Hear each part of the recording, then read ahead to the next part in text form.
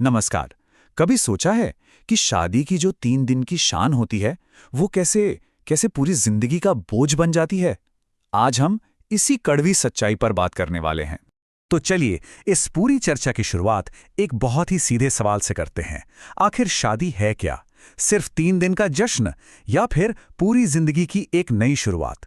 देखिए, अगर ये सिर्फ 3 दिन की खुशी है तो फिर लोग अपने सालों की खून पसीने की कमाई इसमें क्यों उड़ा देते हैं? और अगर ये जिंदगी की शुरुआत है तो इसकी शुरुआत कर्ज से क्यों होती है? तो चलिए सबसे पहले ये समझते हैं कि आजकल की शादियों की हकीकत क्या बन गई है और ये जो दिखावे की संस्कृति है ना, ये हमें कहाँ ले जा रही है। देखिए, आज का हमारा समाज वो दिखावे पर ही चल रहा है। परिवारों पर इतना ज्यादा सामाजिक दबाव होता है, इतना प्रेशर होता है कि उन्हें अपनी हैसियत से बढ़कर खर्च करना ही पड़ता है। क्यों? सिर्फ लोगों के सामने अपनी झूठी इज्जत बनाए रखने के लिए। और ये एक सवाल, लोग क्या कहेंगे, इसकी कीमत बहुत बहुत भारी चुकानी पड़ती है। बड़े बड़े पंडाल, तरह तरह के पकवान, डीजे बैंड और फिर वो कीमती गहने और कपड़े, ये सब मिलके पता है क्या करते हैं? एक जश्न को जिंदगी भर के आर्थिक संकट में बदल देते हैं। और सबसे मजे की बात तो ये है कि लोगों की जो तारीफें होती है ना, वो तो बस 3 दिन तक रहती हैं।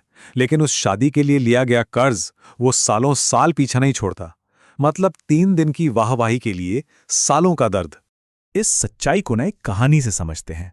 एक ऐसी कहानी जो शायद हमारे आसपास के कई घरों की अपनी कहानी है।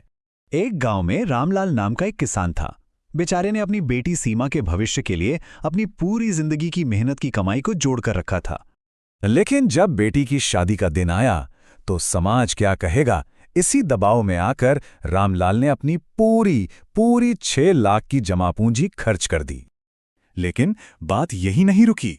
दिखावे की इस दौड़ में उसे 2 लाख रुपए का और कर्ज लेना पड़ा, सिर्फ इसलिए ताकि शादी की शान में कोई कमी ना रह जाए। वो शानदार शादी वो तो 3 दिन में खत्म हो गई, लेकिन उसके बाद जो शुरू हुआ वो बहुत ही दर्दनाक था।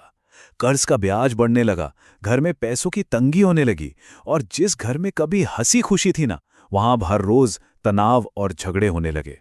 और इस कहानी का सबसे दुखद हिस्सा जानते हैं क्या है? वो ये कि जिस बेटी की खुशी के लिए रामलाल ने ये सब किया था, वो सीमा भी अपने नए घर में खुश नहीं थी। क्यों? क्योंकि वहां भी पैसों की तंगी चल रही थी।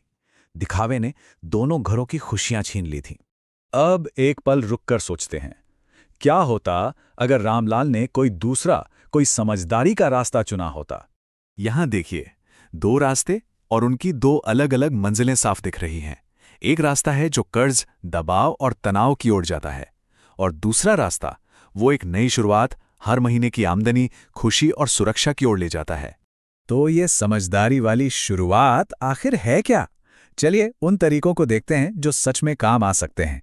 दहेज या दिखावे पर पैसा बर्बाद करने के बजाय उस पैसे से बच्चों को रोजगार दिया जा सकता है। सोचिए, सिलाई मशीनें खरीदकर एक छोटा सिलाई सेंटर खोल दिया जाए, या एक छोटा सा ब्यूटी पार्लर शुरू कर दें, या फिर मोहल्ले में किराने की दुकान खुलवा दें। अरे, यहां तक कि एक मोबाइल रिपेयरिंग की दुकान या दूध की डेयरी का छोटा सा काम भी तो शुरू किया जा सकता है। तो सबसे जरूरी सवाल यही उठता है कि शादी दिखावा है या जिम्मेदारी?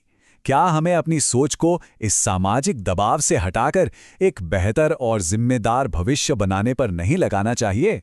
चलिए अब उस सबसे जरूरी संदेश के साथ इस चर्चा को समाप्त करते हैं, जिसे हर पिता, बेटे और बहू हम सबको समझने की जरूरत है। एक बात हमेशा याद रखनी चाहिए, शादी सिर्फ 3 दिन की होती है, लेकिन जिंदगी वो 30 से 40 साल लंबी होती है। अगर जिंदगी की शुरुआत ही कर्ज से होगी तो पूरी जिंदगी संघर्ष में ही बीतेगी, लेकिन अगर शुरुआत समझदारी से होगी तो आने वाली जिंदगी अपने आप खुशहाल हो जाएगी। ये फैसला हमें ही करना है। तो आखिर में एक सवाल हम सब के लिए, क्या शादी हो ताकि आने वाली जिंदगी शानदार बन सके? इस पर जरूर सोचिएगा।